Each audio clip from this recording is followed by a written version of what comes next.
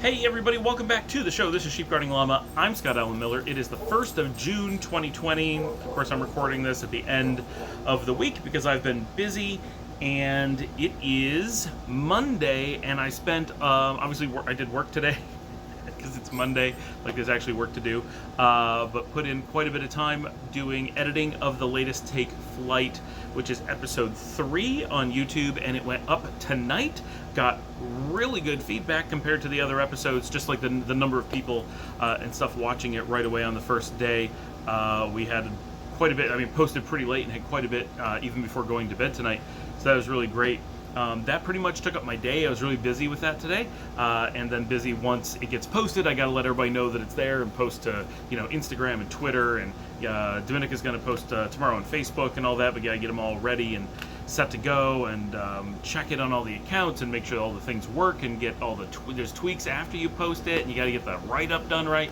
So there's a bit of work that goes into it even after the fact. So that was really a lot of my day was going into that.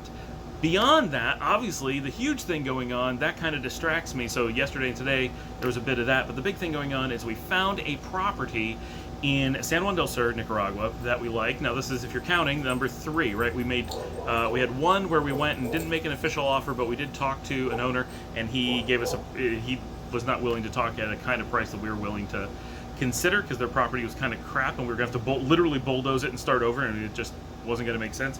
Second one, we had a whole thing, and we put down earnest money and did a contract and the whole thing, and he was not willing to talk at a reasonable number at all. Doesn't seem actually interested in selling the property. Clearly, it's been on the market for 9 months. He's never going to get the kind of money that he wants for it, so we had to walk away from that.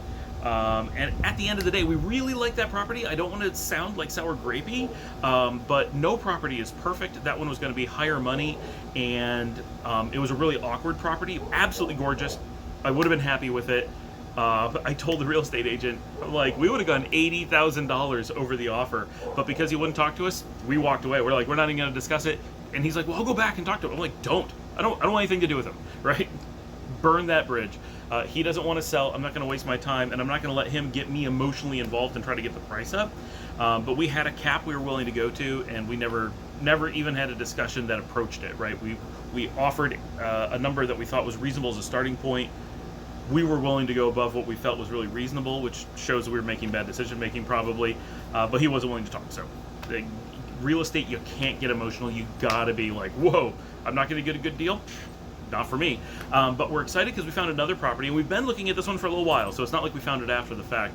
It's been our second choice for a week, and this one's a lot less expensive. It is quite a bit smaller. It needs a bit of work. It doesn't have ocean view, which I know sounds terrible, but we've been thinking about really what our needs are, and we have certain needs for space, and this actually has a compound. It's a fenced area, it's got multiple buildings, it's got space to build, it has all the stuff we want right away, like a pool and a hot tub. The other one didn't have that. And it will allow us to really adapt the property in the future to meet our needs, but at a much lower cost. Like, we could put a whole new house up, and the combined cost will only be about what we were going to buy the other one for, where we would have only just been starting to do stuff. So there's a lot of positives. It's closer to town. We really wanted a hot tub, so that's something we're going to have to add to the other one. The other one had work we had to do too, so that's kind of a break even, pretty close. Other than the lack of view of the ocean, this is really just an overall better property for us. I mean, in general, who knows? But for us, this one fits much better. Easier walk into town, lots of spots to store vehicles, which is probably going to be a thing, because we're probably going to have not just lots of people, but like all kinds of combinations of people who live there. And so looking towards our long-term needs, we just feel that this is probably a better deal, and really good property for the dog, who I keep looking at because she's running around. If we took the first one we were looking at, we were going to have to put up fencing and figure out, and it was going to be ugly, and I don't know how it's really going to fit very well with the fence.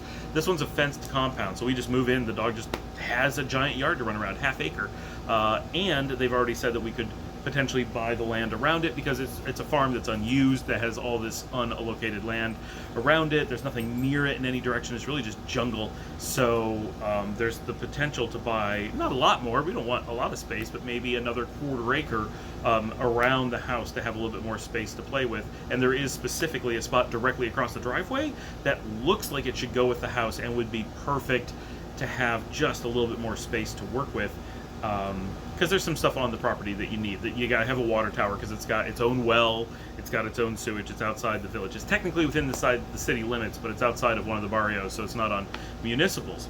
But it does get fiber internet, which is a big deal. So we're really interested in that one, and we want to go have someone do a video tour of it for us so that we can look at it. But the hurricane hit today. Hurricane Amanda is hitting the Pacific coast of Nicaragua, and while that's not a big tragic thing, it does mean that there's so much rain that people can't go out and look at houses. So that's not going on right now, and the projection is that Thursday maybe, but more likely Friday, it might be dry enough in Nicaragua that someone will be able to go look at the house. So no chance of anything happening until Friday, but no one else is looking at it either, so we're not worried about it going anywhere, and obviously we're not traveling anywhere, so it doesn't make any difference to us. So hopefully by Friday afternoon, someone will be able to get into the house, give us a rundown on just how good and bad it is, and an idea of whether we're actually interested or not. So that is our current status, but we are still very excited. Every couple hours, either Paul or Dominica says to me, when are we moving to Nicaragua? At this point, everyone is 100% on board that we just want to get there and get there as fast as possible. We want to get this house done and on the market and sold, and our stuff sorted through and down to as few things as we can get away with keeping, and move. Which is just a huge deal, but that everybody is on board, that this is what we want to do, and as fast as we can possibly do it, is amazing. And the kids aren't exactly sold on the idea, but I think once they're there and have the ocean and the compound and the space and their own rooms and just all this stuff, I think they're going to be really excited once they adapt to it a little bit. So that was our Monday, and I'm going to put the link to the video on Take Flight below. Please, please, please go out and watch and support and like and subscribe and all that stuff, and I'll talk to everybody tomorrow.